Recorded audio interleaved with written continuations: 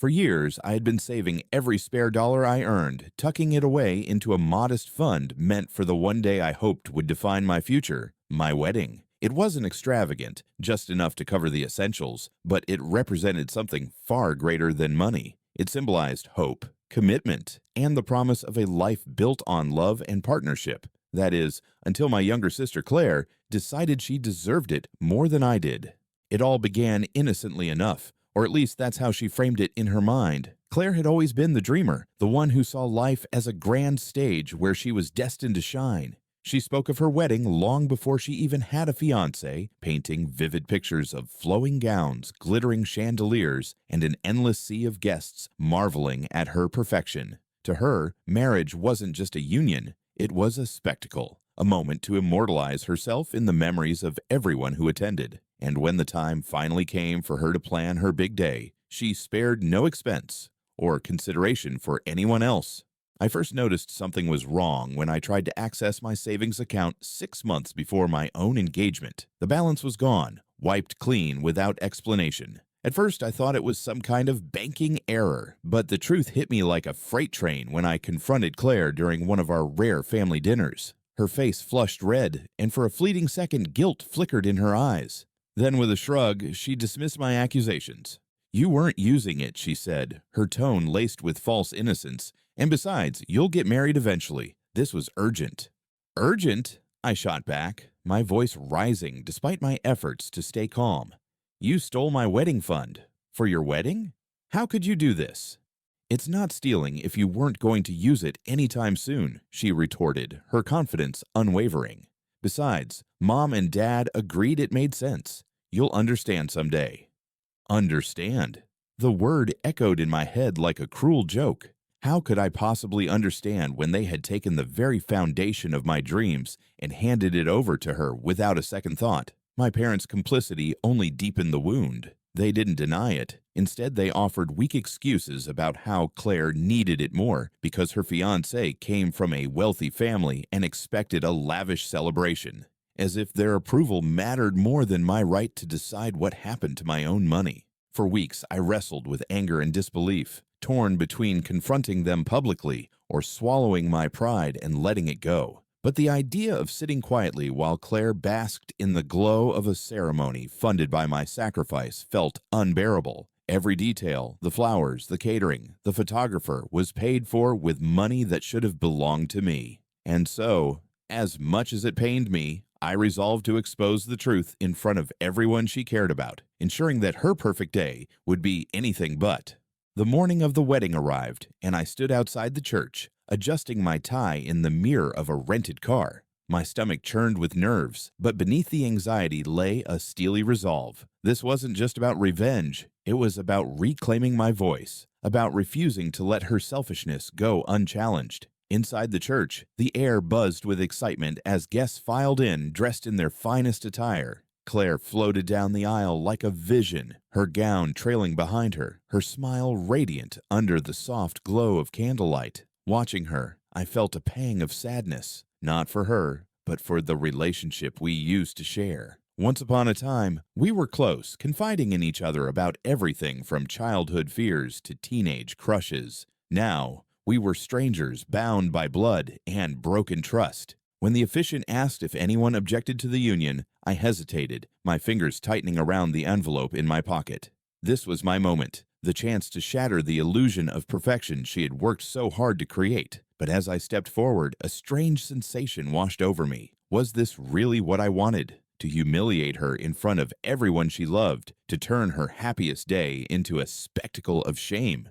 Instead, I waited until the reception, slipping quietly onto the stage during the speeches. Microphone in hand, I cleared my throat, drawing the attention of the entire room. Claire froze mid-laugh, her expression shifting from confusion to panic as she realized what was about to happen. "I want to say a few words," I began, my voice steady despite the storm raging inside me. "First, congratulations to Claire and her new husband. May your marriage be filled with joy and understanding, qualities that seem to be missing in our family these days." Murmurs rippled through the crowd as I pulled the envelope from my pocket and held it up for everyone to see. "This is documentation proving that Claire used my wedding fund to pay for today's event. A fund that was meant to secure my future, not fund someone else's fantasy.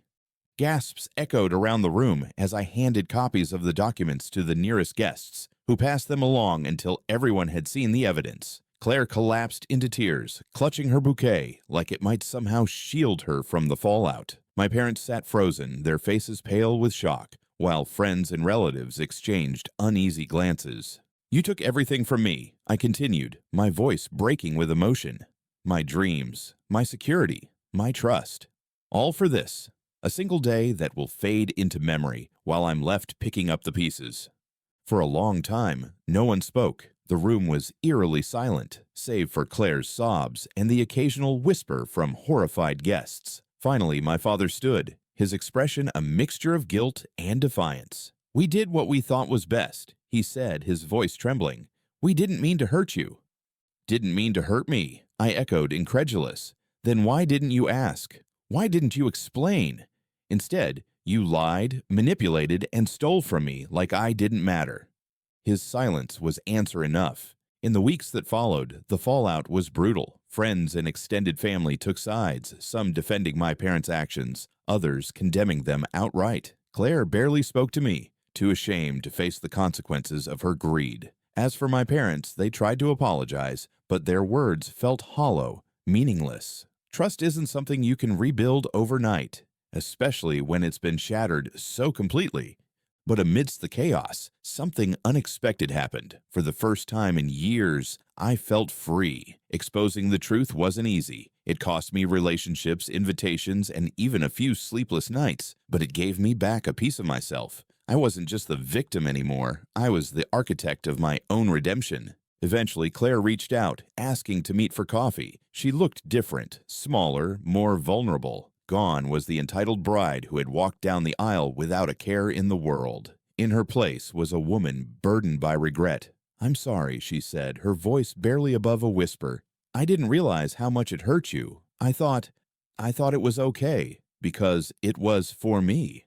Her apology didn't erase the pain, but it was a start. Over time, we began rebuilding our relationship, one tentative conversation at a time. She helped me track down legal options to recover some of the lost funds, though it wasn't nearly enough to make up for what I'd lost. Still, the effort meant something. It showed me that people can change, if they're willing to try. As for my parents, our relationship remains complicated. They apologized repeatedly, but the scars of their betrayal linger. Slowly, painfully, we found ways to reconnect, sharing quiet moments that reminded me of happier times. It wasn't perfect, but it was progress. Looking back now, I realize that exposing the truth wasn't just about revenge. It was about reclaiming my voice. For years, I'd carried the weight of their actions in silence, letting bitterness consume me. Speaking the truth freed me from that burden, allowing me to move forward with clarity and purpose. Life doesn't offer neat endings, no matter how much we crave them. Some wounds may never fully heal, and some relationships may never return to what they once were. But amidst the chaos and pain, there's always a chance for redemption, if we're willing to fight for it. In the end, Claire didn't just take from me. She gave me an opportunity to rediscover my strength. And while I'll never forget what she did, I've learned that forgiveness isn't about forgetting. It's about choosing to rise above the past and create something new.